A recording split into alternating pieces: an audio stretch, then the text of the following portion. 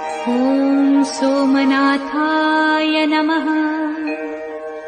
ॐ मल्लिकार्जुनाय नमः। ॐ महाकालेश्वराय नमः। ॐ ओंकारेश्वराय नमः। ॐ वैद्यनाथाय नमः।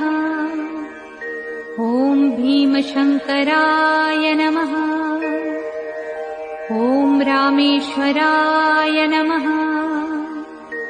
ॐ नागेश्वराय नमः। ॐ विश्वेश्वराय नमः।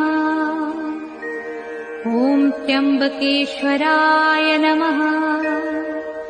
ॐ केदारेश्वराय नमः। ॐ भुस्मेश्वराय नमः।